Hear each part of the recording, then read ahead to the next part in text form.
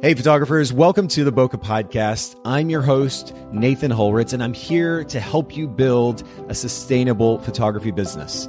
That means improving your photo skills, building on your business knowledge, and honing your marketing abilities. But it also means helping you work more efficiently so you don't get burnt out in the long run. We do try to bring the show to you commercial free, so make sure to check out our sponsors, photographersedit.com and Miilu, Miilu.com. Photographer's Edit is custom photo editing for the professional photographer, and Miilu is the simplest way to create and manage timelines and shot lists for the events you're photographing. Again, photographersedit.com and Miilu.com. All right, let's get into today's episode.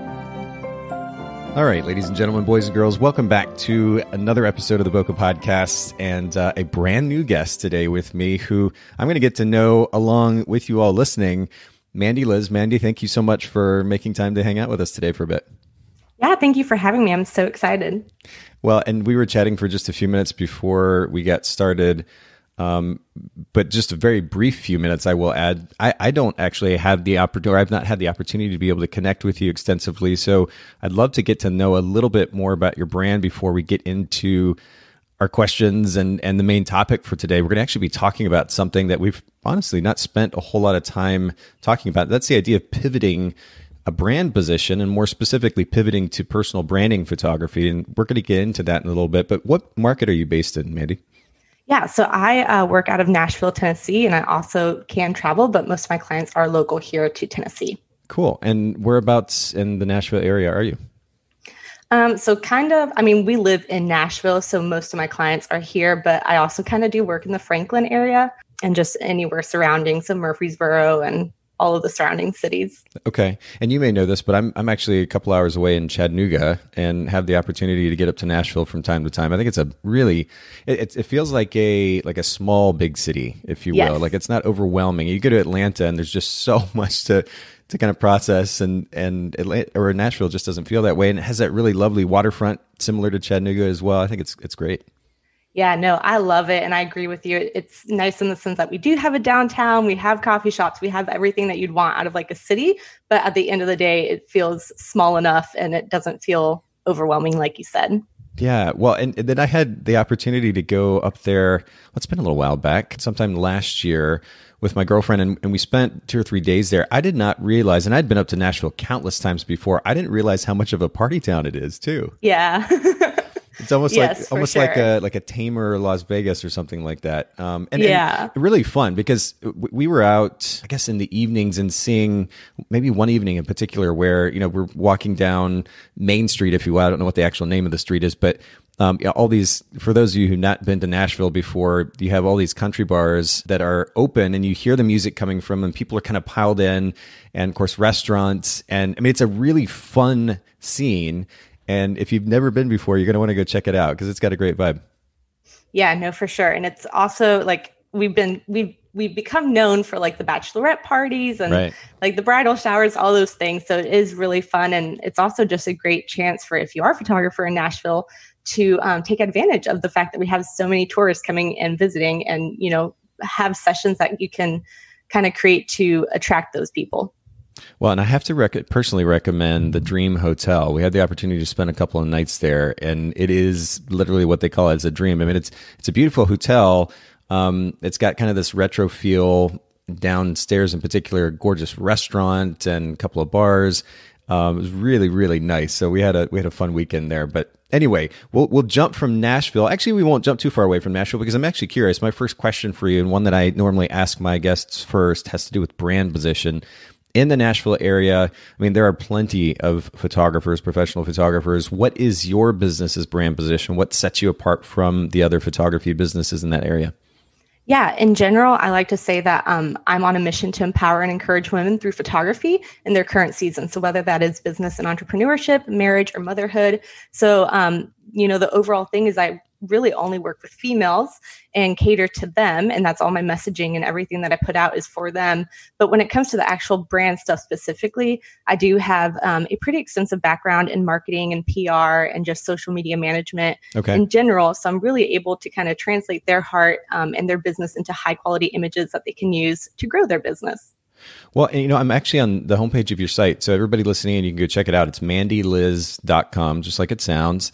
And I'll go ahead and mention as well, Instagram, Mandy Liz Photography. And we'll put both of these in the show notes at bokehpodcast.com. But the summation of your brand position, I'm seeing it. I actually had to scroll down and look for it a little bit. I'd love to see it up at the top because it's very distinct and very clear, very easy to understand. I'm on a mission to empower and encourage women through photography in their current season of life. What's cool about that brand position, first of all, of course, you specify the demo that you're reaching out toward. The other thing that you're doing too is you're giving yourself some room to play with. You're not saying, I only photograph women in this particular context. You photograph women through photography in their current season of life, which really opens up a lot of possibilities. Mm-hmm. So what does that look like I know that right now on the homepage at the very top, it says personal branding and wedding photography. Has that always been, or have those always been the genres that you have pursued, or have you looked at others in this effort, I guess, to serve women through photography? Yeah, no. So I do more than that. And even now I do more than that. And what has worked really well for me is just to have different landing pages on my website. So obviously the homepage is, kind of the catch-all, but I do have a separate landing page for my branding work and a separate landing page for the wedding work and family work. So when people find me, whether that's through Google or Pinterest, they kind of land in whatever part of the website appeals to them.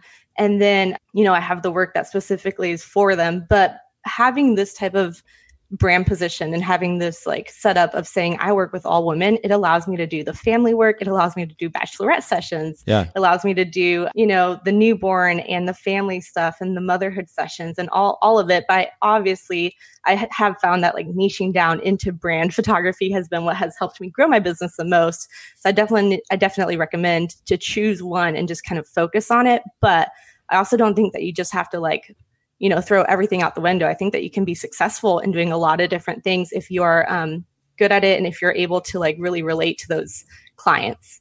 Yeah, I think one of the most important elements of making sure that we minimize confusion, especially if we're going to offer multiple services through our photography business or photograph various genres, is to create some type of distinction. And in your case, you've done something interesting. You mentioned having dedicated landing pages for each genre. Did you do that for the sake of SEO? Did you just do it to make it easy to link based on whatever type of photography you were sharing? What was the thought process behind that?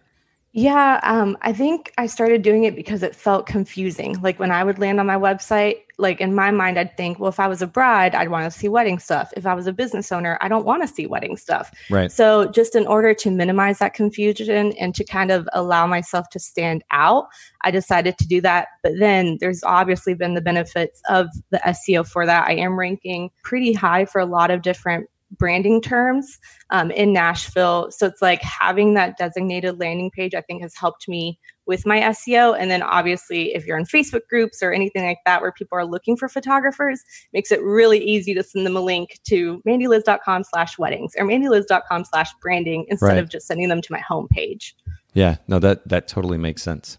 All right, so let me transition then. We've talked a little bit about brand position, but I want to talk about how you built that brand and more specifically customer service. And, this might seem like kind of a cliche topic to go to, but the reality is, I think at least some of us anyway, hopefully have learned some important lessons about how to provide great customer service, which translates to an ability these days in particular to build a successful business. What has been one of the most important principles you've learned about providing wonderful customer experience for your clients?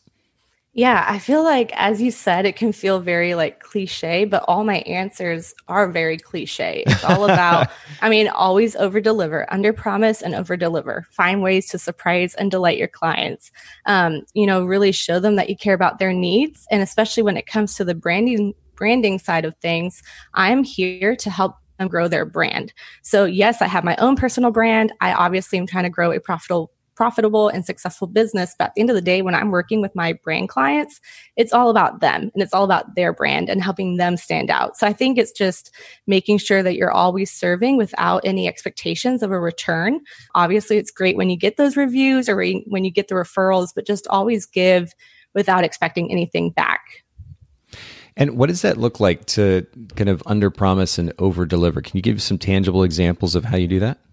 Yeah. So I think it can start, first of all, with just like giving them a date of when they can expect sneak peeks and galleries and making sure that you know, deliver before that. So for like my wedding clients, I tell them it'll be like 6 to 8 weeks, but I get the gallery back usually within 10 days. Yeah. And then I do client gifts. That's something that they never expect, but they get excited when they get it in the mail. Just little things like that. You can promise a certain amount of pictures and then over deliver in that aspect, give them more than they expected. All those little touches, they add up very quickly, and people, whether they realize that you've done it or not, it's like, it does make a difference in their experience. And when you talk about gifts, is there like, did you find a particular company that you just really wanted to work with? Do you buy individual gifts based on the client's personality? How do you go about choosing those? Yeah, so I have different gifting levels, I guess, depending on what package my clients choose. Sure. But I used to do all the gifts like myself. I just go stock, like I'd buy everything in stock and then keep it in my a closet in my office and then ship it out. But I was realizing like I was wasting a lot of time just going to the post office. So I do outsource that now, and I do use a gifting company in Arizona that I absolutely love, and we've created like a custom gift box. But it definitely does not have to be anything fancy like that. It can just be like a handwritten card. You know, like one of my gifts for my branding clients is a little handwritten card with confetti. So that's on the lower end of, you know, the packages that they choose, but it doesn't have to be anything crazy. It can be that simple. Can we mention the name of the company in Arizona that you have my curiosity piqued? Yeah, Blue Indigo Creations. Okay, cool. And we'll look them up, put that in the show notes for everybody who might be curious and is looking for a way to kind of delegate or outsource their gift giving. I think that's a really interesting way to go about it. And it's actually a good segue really into my next question here, where we talk about time management. And one of the, of course, most prominent ways that we can save time in our photography business is to delegate or to outsource elements of our business. You mentioned doing that with gift giving. Are there any other areas where you do that as well? Yeah. So last year was my first full, like being full-time in my business was my first year of that. So last year, I very quickly learned how important it is for me to outsource because there was no way I could handle everything I needed to do. Sure. So I outsourced my copywriting, not all of it, but you know, some of my blog posts, definitely website copy, any launches, you know, anything like that is all outsourced to a copywriter. I have 2 of them that I work with very closely. I outsource my editing for my weddings. I have a VA that works with me. So we do like a certain amount of hours each month. And then she just helps me with whatever I throw her way. Okay. We just have like an ongoing list. And then obviously the client gifts. So there's like a lot of ways that I found that work for me. Yeah. I definitely think it's so important to get some of those things off your plate so that you can focus on other more important tasks. Yeah, those tasks that'll actually grow your business and that actually require your involvement. I think that's so important to note. You mentioned a VA. Do you have, how did you go about even finding one? And what's it been like to learn how to delegate to an individual? Yeah. So I've looked online, and I definitely think that you can find some people online and through Instagram and whatnot. But what ended up working for me was my VA is the VA that 2 of my friends use. So it was kind of like a word of mouth thing. She doesn't have a website yet. She's not necessarily set up as a full-time VA, but she, you know, she's looking for the hours and she's amazing at what she does. So it just kind of, she was recommended to me and I saw the work that she did for my friends, and it has worked out so well. I have like a Trello board, and I definitely think if you're going to outsource, in order to make it worth your time and your money, you need to have like your workflows and processes in place. I think if I didn't already have like my systems down and my workflows, it wouldn't be as I guess, effective or efficient for me to outsource. But since I do have those workflows down, I'm literally able to just give her a Trello board and give her like, you know, these are blog posts that need pin graphics and these are posts that need scheduled and all these things. And she's able to just do it and it just gets done. I don't have to spend time explaining how to do it. I don't have to like do trainings. So I think it helps make it worth the cost. I'm so glad that you bring this up. And for anybody who listens to the podcast regularly, you'll know that I've been kind of harping on this idea of if you're going to, or really when you do outsource or delegate work, be clear about what it is that you want done. Because if you're not, the whole process is going to be frustrating really for everybody involved. And, you know, I own an editing company, Photographers Edit. And one of the things that has been a struggle over the last 12 years or so that we've been in business is when we run into situations where a photographer isn't clear about what it is that they want. And so they kind of just give us the images and expect something to be done. They're not even clear about what that thing is. They get it back and they don't like it. But then when we ask what they don't like, they're not able to effectively communicate what they don't like because they weren't really clear about what they wanted to begin with. So and of course, this is just one example, and specifically in the realm of editing. But if you who are listening in want to delegate or to outsource anything in your business, be clear about what it is that you want, whether it's editing style or album design or email management or blog writing or anything.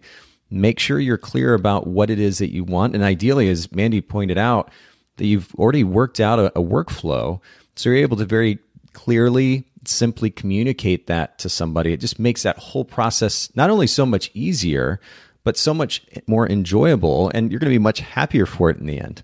Yeah, no, absolutely. It's like, I really do think that is the difference of like some people that try to outsource and then they're like, oh, it didn't work, or it was a waste of money, or I spent more time trying to communicate. Like, that is why that happens. Yeah, and to that point about communication, and this is something I'm reminded of pretty much on a regular basis, but if we as an individual are communicating something and we can't communicate it simply and concisely, the likelihood of the situation is that we don't actually understand what it is that we're trying to communicate to begin with. I mean, we've all had conversations with people, and again, I've been guilty of it as well, where you hear that person basically thinking out loud as they're talking with you about this particular thing. They're working the idea, or the idea is out in their mind. They're trying to even kind of come to some kind of conclusion themselves in the process of that communication. That's not the space that we want to be in when we're getting ready to delegate. So we need to start from a really clear position, know what it is that we want, ideally already have a workflow based on our personal experience, and then we can more effectively communicate. And the finished experience, or the finished product certainly, but then the overall experience, it's going to be so much better as a result. So I'm glad that you bring that up, Mandy. But speaking of time, the other thing that I'd love to ask you about is how you can balance personal and business time, if you will, your time management techniques. Is there a particular workflow tip or suggestion that you can make for our listeners that's really made a difference for you? Yeah, I will be honest and say I'm not the best at creating that balance, just because I really do love working, and it kind of creates this, like, I don't know, like a high of like getting everything done and crossing things off my list. Sure. But because of that, I'm aware that I need to set those boundaries. So for me, what helps is just scheduling those days off. So I use a Trello board to plan my week. I plan my day, every day I have the different tasks I need to do in that Trello board. And I will make sure that I schedule 1 or 2 days each week where I'm not going to be in my office. I'm not going to be working. And that is what allows me to create that balance. Otherwise, I would just be working every day because there's always something to do. Yeah. And I enjoy it. That's those two things combined can create just a nightmare of a situation, right? Because it's easy to get sucked into it, and then we're like, oh no, but we could do this and fix that and do this thing, and then it's 11:30 at night and we've not taken a breath all day. I mean, it can be It can become kind of crazy. So ultimately, I think understanding the significance of a break, a little bit of time here and there, and being intentional about creating that time. Again, as cliche and almost as obvious as that may seem, we have to go ahead and do that intentionally. And so I appreciate that reminder again as well. Let's talk about inspiration. This is something that I've begun asking our guests this year. Where do you find inspiration for photography for business, but not in the photography industry? Because again, as I've pointed out before, it's easy to scroll our Instagram feed, in which we probably are following countless photographers. Do you go outside of that anywhere and find inspiration that's been helpful for you in your business? Yeah, absolutely. I feel like I've obviously done like education from other photographers, and I follow other photographers, but I honestly think that what has helped my business more is finding that education and inspiration from outside of our industry. So all of the courses or, masterminds and everything I've invested in within the last 2 years has been not photography related. It has been marketing, or it has been, other business owners, or like a specific, like podcasts, books, blogs, all of that, but they're all like marketing focused. And that is what has helped me, especially with the branding. But yeah, I think it's important to not just on the actual finding inspiration, but on where you get your education to go outside of our industry and see what's working in other industries. Yeah, that's a good reminder as well. And you know what? I'm going to go ahead and ask you, since you mentioned books, what has been one of the most impactful marketing books that you've read that's been really helpful? So I kind of have two favorite business books. On the marketing side, I love the Building a Story brand. I think it just makes sense for this industry and, for this realm of the work that I do. But for my actual favorite book, it would be The Go-Giver. It's a business book, but it's not really marketing focused. Have you read that one? No, I haven't. Who's it by? I think it's Bob Burg. I don't know the name. I'm so sorry. No worries. I'll look it up while you're talking, but what's the premise of the book? Yeah, so basically it's a reminder of changing your focus from getting something to giving. So in business, he's just telling you if you always add value and if you always give, you're going to get something in return, whether expected or not. So it's just a great foundation of how to set up that client experience and how to make sure that you're setting up your business in a way that's always trying to help and serve others and not just, be in business for yourself. Yeah, and you were right. It's actually, of course, The Go-Giver, as you mentioned, a little story about a powerful business idea by Bob Burg and John David Mann. We'll link to this in the show notes at bokehpodcast.com for anybody who's curious.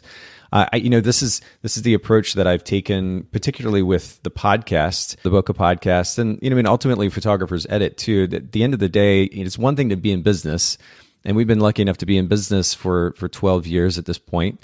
But it's another thing, and of course you see numbers, you can get excited about numbers and set financial goals, but I just don't personally find that fulfilling. It can be exciting, but not fulfilling per se. When I know that my company, whether it's my editing company or the podcast, is making a tangible difference in somebody's life, whether we're saving them time or we're helping them learn something that they're able to implement in their business and it makes a big difference, that's fulfilling. When the focus is on helping somebody else, it really will translate. And I can say that from personal experience and humbling experience as well. I mean, it's just so exciting to hear that kind of stuff back. But I think if we put that effort, that energy, and that focus into our business, it will pay dividends. And as you pointed out, Mandy, ways that we don't necessarily expect as well. Yeah, no, absolutely. And I just feel like I had done this book in a little book club with other business owners, but it was just so impactful for all of us. It was a great reminder to reset what are our intentions? How are we actually serving? Are we expecting something in return? Are we just doing it as an exchange of, money for services? Or are we actually really putting our heart into what we're doing? And it was just such a good reminder. And it was a good foundation for how I want to run my business.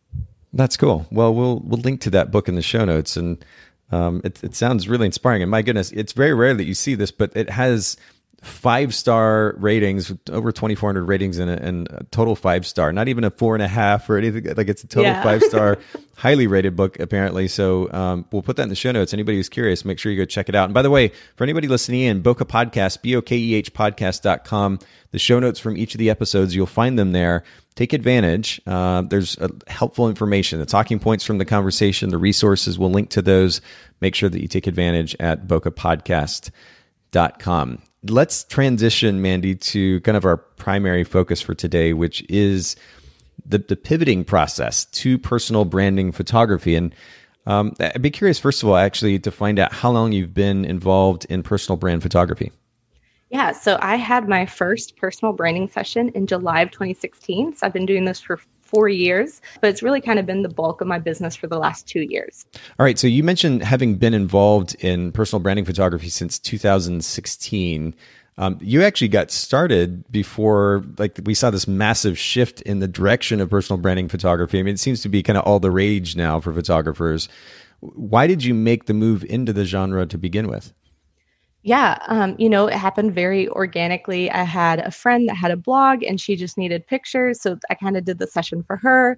And then it was kind of word of mouth from there. She told her friends, and then I just kept doing the different sessions, and it kind of made sense. At that point, I was trying so hard to, really keep breaking into the wedding industry and keep growing the wedding brand, which I do and I love. But why would I be trying so hard to do something that everyone else is doing when there was this market that no one was serving? So it happened very organically. I do also have a background in PR and marketing, so it kind of made sense. Okay. I was just like, why am I not doing this?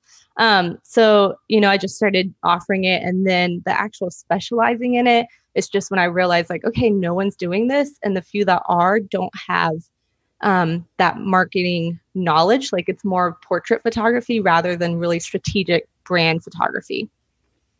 Okay. So, wow. First of all, kudos to you for seeing an opportunity and going for it. And this is something we've talked about in the podcast as well, especially in light of the idea of brand position or the significance of brand position. You look at where everybody else is and you go where they aren't, right? There's a tendency in our photography industry to just kind of see where everybody else is doing and just follow suit.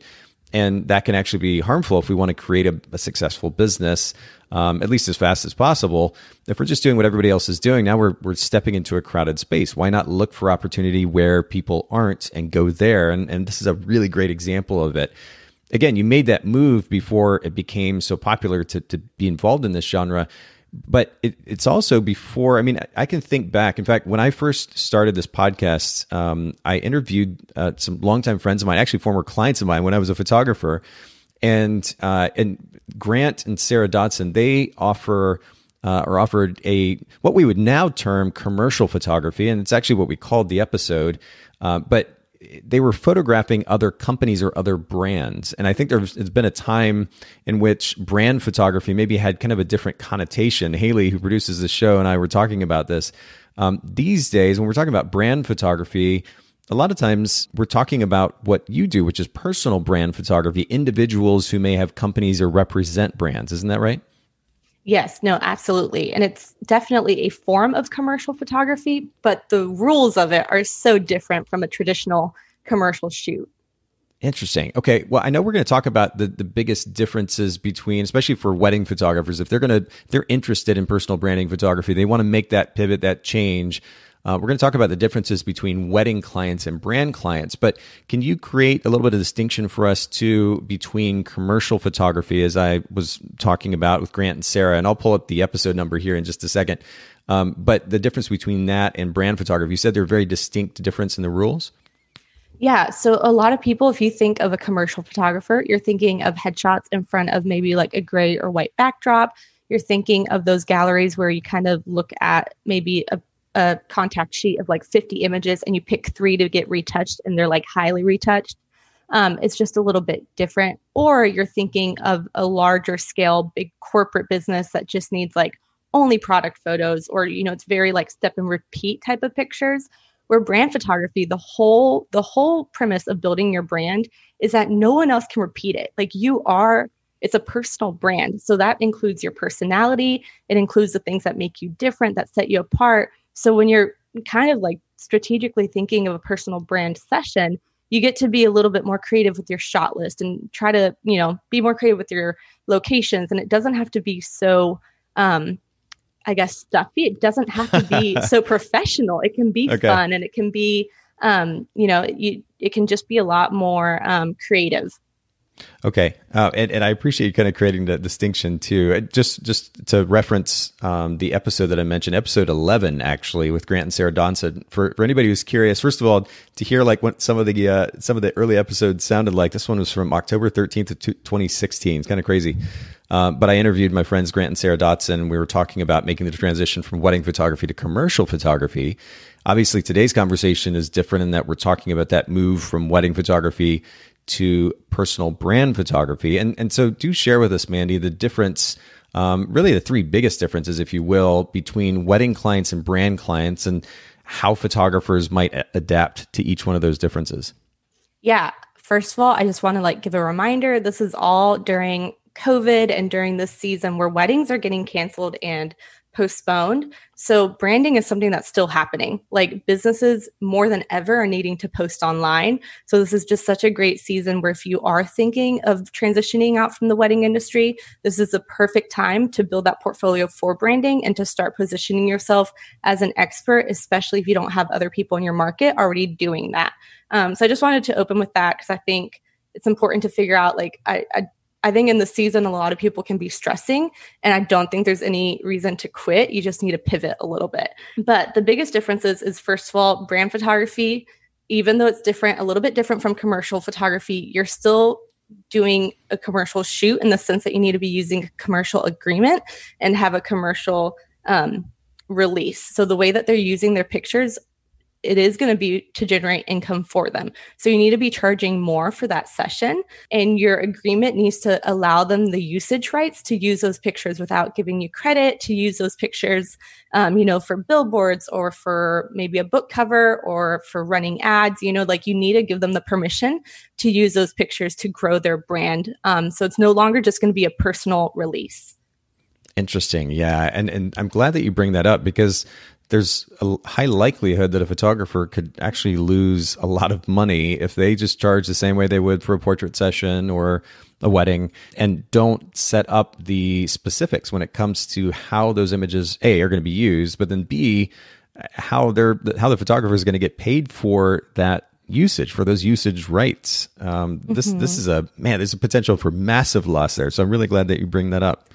Yeah. And I think pricing can be what kind of hinders people from jumping into it, because it, it can feel overwhelming. But the only thing to keep in mind is you really do need to be charging more, because they are going to turn around and make money off of your pictures. So whether you want to just give them a commercial release like outright and give them, have a higher price point and give them the full release, or if you want to have a lower price point and then do a licensing agreement where you kind of get to pick and choose how they're going to use the pictures. And then if they want to include more licensing rights, then you would, go upping the price from there. Okay. So this is a good reminder. And I know that we could do a whole separate podcast episode just on said pricing, because I can hear photographers listening being like, okay, so what do I charge? How do I go about this? Especially for those who are maybe new to the genre. We don't have time to get into the details today, but do you have kind of a starting place that you would recommend photographers go to figure out how to price themselves? Yeah. And I do think, I know that there are for sure educators in this realm and stuff like that. And you can probably find courses that can give you a better, like a deep dive into it. But obviously, first of all, know your cost of doing business, figure out how much you want to make. And then, if you're charging a certain dollar amount for a regular session and you're going to kind of keep everything the same, except you're going to be giving them the commercial release, then I would just tack on, a couple $100s to that agreement, because you definitely want to make sure that you are getting paid for the fact that they're going to be using it for business. So if you really just want to simplify it, I don't do the whole licensing agreement. I charge a little bit more up front and just give them a commercial release and let them use the pictures how they want. And that is how a lot of the brand photographers that I know do it. If, the licensing does complicate it a little bit more, but you definitely have a chance to make more money by doing the licensing side of it. So I think you can keep it simple to begin with and just figure out your flat fee for the amount of pictures they're going to get and for, your amount of time and the usage that they need. Okay. So we're starting, first of all, when we talk about differences between wedding, and we'll go ahead and lump portrait clients in there because I think they'll probably be relevant. One of the biggest differences between the wedding portrait clients and personal brand clients is we first need to make sure we've established a commercial agreement and release. What's the next big difference? Yeah. So the next one is kind of if you're if you currently do IPS for your wedding clients or family clients, keep in mind that IPS is probably not going to work for brand photography. Brand photography kind of breaks all the rules, but it ends up working really well. So don't get mad at me if I say that you can't do IPS. Just realize that when someone is doing a brand session, they're going into it with the idea of batch creating their content. So, and that's one of the things that separates it even from just a headshot session or a regular commercial session, is that branding really is allowing them to save time long term, because we're batch creating their content that they can use for marketing for a few months at a time. Okay. So how does that actually affect the way that you're photographing them? How does that affect the way that you're putting packages together for them when it comes to selling them this particular service? Yeah. So for personal branding, kind of the expectation is that you'll get a gallery with whatever certain amount of images that you decide. Yeah. But there's not an expectation to purchase images after, or a business is not going to need to buy a photo album, or they're not going to need to buy an 8x10 to put in their office. Gotcha. So they're really expecting to just get the digital image files And if you want, what I think has worked really well for a lot of people is to have like, maybe you can set the image amount, but let's say you get 30 pictures, but you actually have a gallery of like 90, you can charge per image after the 30 that they get and make more money that way. But you should not be expecting to sell any types of prints or any type of like canvas or anything like that, because there's no need for it in this. Like, we're really kind of creating images for website and social media. So if it falls outside of that, they don't need it. Well, which really brings us back to the significance of the first point. And I'm thinking about pricing too. I mean, I understand the simplicity of a flat rate, but man, I'd also be curious to at least look into, if I was getting into personal branding photography, to looking into licensing fees and how I can charge individually for images based on use. Because if I'm not going to have the chance to, I mean, I've listened to and I've hosted a number of photographers here on the podcast that have talked about how they're making thousands of dollars in IPS just from one session. The idea that we miss out on that as personal brand photographers would be not necessarily concerning. It's a different genre, but we just need to figure out then how to, if we're making a transition from IPS to not, how are we going to make up that money? And so it reiterates the significance, the importance of having the appropriate agreements, releases in place, and ultimately the licensing in place, ideally, so that we can capitalize on the opportunity to be able to generate as much revenue as possible. Okay, so the big difference is then, again, commercial agreement and release in place, understanding that we're not going to actually be selling them in the same way that we were the wedding and portrait clients, no IPS. And then what's the third difference? Yeah, the third is at the end of the day, we're building their brand.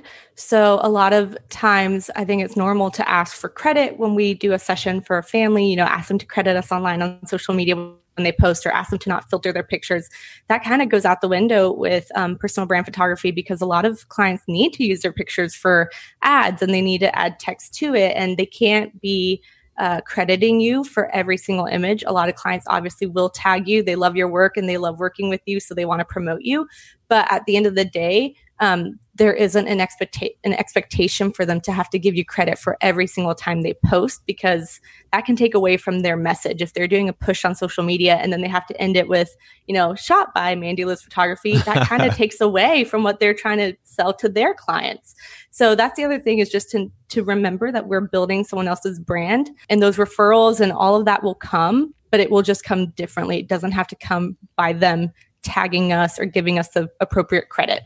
Yeah. I mean, the emphasis again is on creating just an amazing, amazing experience. They can't help but talk about us because they had a great experience. They got great images from us. They're going to recommend us to other businesses who need the same type of photography. But that's a really great reminder, because you're right. A lot of photographers in the portrait and wedding side of things definitely rely on the credit of their images when they're posted online.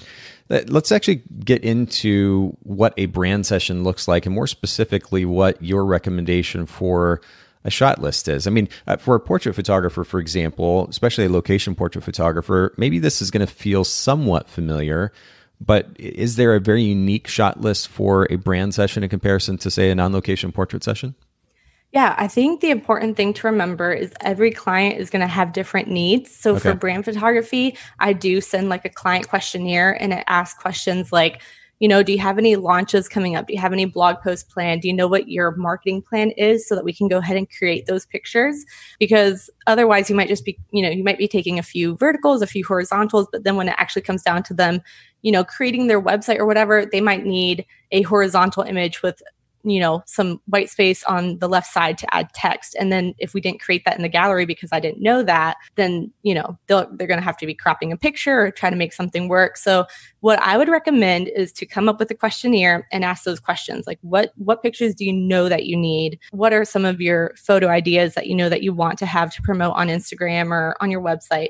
And then generally when I go into a branding session, in my mind, I'm keeping I'm remembering I want to get some headshots, just like very, plain, simple headshots. I want to do some lifestyle images, something that's a little more candid, maybe them looking off to one side laughing, or maybe it's them doing some behind the scenes work, showing the process of, the service or product that they offer. I like to show their office space. If we are shooting in an office or workspace, I like to take pictures of their desk or their office space. If they sell products, then we'll do product shots. If not, we'll just do some flat lays that are very on brand, that has branded items or that has, their brand colors and little props and like pops of colors that are in there, the tools that they use. Like there's so much that you can do with brand photography. I think the most important thing is just to have a general idea in mind of like, what pictures can someone use to grow their brand? And it'll become very like second nature really quick. You'll just know exactly what to do for each different client. But if you just kind of create that little shot list and have your, your workflow for each session down. So creating the shot list based on what the client's looking for, I guess maybe secondly, understanding what that brand represents, really on all levels, whether it's, the brand colors or the vibe that the brand is trying to give off, the mission or the message of that brand, understanding all of those things and photographing based on that information. I guess I'm still curious to get a little bit more tangible ideas. I mean, you mentioned photographing in the environment that they work in, for example. You mentioned those images. In fact, we see a lot of, and I'm curious to get your take on this. And we see a lot of these images where you mentioned the person is looking after the side and laughing, and now everybody has an image that looks like that, or the holding the coffee cup and looking to the side and laughing. Photographers in particular are just notorious for having these images now. For whatever reason, that's like the go-to shot for personal brand photography. Are there other examples, I guess, of how we can add some variety, or our listeners can add some variety if they're looking to get into this genre? Yeah, absolutely. So, like when I create this type of content, and I do this for my business too, I like to think of everything in content themes. So what themes do I talk about enough on social media that I can create content around? And this is kind of a method that I use with my clients. They don't all have content themes, but the ones that do, I just kind of try to get them to think a little bit deeper so that we can batch create content around those themes. So if we're thinking of maybe like a realtor, there are so many realtors in Nashville. It's a great group of business owners to, I guess, attract. So I can think for realtor, we can do them staging things around a home. We can do seasonal content. So Christmas content and spring and summer. Like there's so many different seasonal type of things that you can do for a home. You can do headshots outside of a home. You could showcase different coffee shops or like, small businesses in your town. So in Nashville, we have like Frothy Monkey and Crema and all these coffee shops. So I think for a realtor, it would make so much sense for them to like do a spotlight of the different places around a city or the different locations in the neighborhoods that you're trying to attract clients to or sell homes at. So you can think of it like that. If you start thinking of what content themes would work for an interior designer, what content themes would work for a social media manager or a VA or a blogger or whatever your client is, then you can get a little more strategic with thinking of shots that don't, it's not just them looking at a laptop or it's not just them holding that coffee mug, but can be more strategic for their specific industry. Yeah. And that will come with time. Like 100% that will come with, becoming more comfortable with social media marketing, becoming more comfortable with the different industries that you work with. But I definitely think if the client is willing and if they do have like clients that they work with face to face, I always love to ask them to have someone come and model as a client and take pictures of them, doing client work or showing the actual people that they work with. Because to me, that's going to be way more powerful than just a picture of them holding a coffee mug and smiling at the camera. Well, I think this is a massive takeaway, though. I love the idea of a content theme. And you said that not everyone will have a content theme to suggest, but if they don't, I think as business owners, content it's really a given at this point in time, right? Running a business in 2020, we're creating content or should be creating content of some kind for the sake of adding value and creating awareness about the brand. What is that content? And if we're not creating it, what kind of content would support the brand position and the mission of that particular company? You're in a really interesting position that you can even encourage these business owners to consider those things. But then when it comes to creating an image, instead of photographing the exact same shot that you see on, every brand, again, photographers, I guess being in a position that I am, looking at a lot of different brands, kind of from top down, 30,000 foot view. One of the things that you see in the photography industry is that photographers copy each other like crazy. And this even holds true when it comes to their brand photography, their own brand images, their headshots, if you will. It's laughing out loud or holding the coffee cup and laughing out loud. It's just very consistent. But I love this idea, the specificity of a content theme and creating imagery around that. I think that's a great takeaway for all of our listeners, especially those who really don't have any context when it comes to how to go about brand photography or personal brand photography. But to this point about, seeing everybody copying each other, my last question for you today, Mandy, has to do with creating distinction. As personal brand photography has become more popular, what have you done specifically to stand out amongst the other photographers in your market? Because Nashville is first of all, it's a big market, a celebrity-driven market, and so naturally there are going to be a lot of photographers there that are going to want to capitalize on this opportunity, this particular genre. Have you created distinction from them? Yeah, I think for me, the biggest thing is knowing exactly who I'm talking to. And, like I said earlier in the episode, when you are building a brand and you're kind of building your business around your personal brand, that really can't be copied. Yes, someone can mimic it, they can imitate it, but they are not you. They are not you personally. They don't have your personality. So really they're hurting themselves, because at the end of the day, if they want to copy and paste stuff off your website, or if they want to, pull inspiration from the way that you talk to your clients and all of that, it's going to be very inauthentic when it actually comes down to them having face-to-face interactions with their client, or they're just not going to have, it's going to be like a disconnect when they do meet their client, because it isn't true to them and it's not personal to them. So I think the biggest thing is really, through my process of helping my clients build their brand, I've also been very focused and intentional on building my own personal brand and making sure that I've niched down to the female market. I know exactly who I'm talking to. I know exactly what they need from me. And then I'm able to show up consistently and show up on my feed and practice what I preach. I really believe if you are going to get into personal brand photography, you can't just sell it. You have got to be practicing it too. Because if you aren't generating leads, or if you're not making money from building your brand, it's going to be really hard to ask someone else to invest in doing the same thing for their business. So I think that's what it comes down to, is just I've been very consistent, and I just keep building my own brand as well. Well, where can our listeners learn a little bit more about your brand, follow you? Will you just remind us, remind our listeners one more time where they can find your website and social media online? Yeah, you can find me on Facebook and Instagram at Mandy Liz Photography. And then my website is mandyliz.com. And if you do happen to be on LinkedIn because you are building a brand and attracting business clients, then you can find me at Mandy Walz, and that's WALZ. Perfect. And we'll link to all of this in the show notes at bokehpodcast.com. Thanks once again, Mandy, for spending time with all of us today. Absolutely. Thank you so much. Thanks so much, photographers, for listening to the Bokeh Podcast. Will you let us know what you thought of the show by leaving a review of the podcast in the Apple Podcast app? And I'd love to hear from you personally with your thoughts about the podcast and suggestions about future topics and guests for the show. My email is nathan@bokehpodcast.com. We do try to bring this show to you commercial free, so make sure to check out our sponsors, photographersedit.com and Miilu, MIILU.com.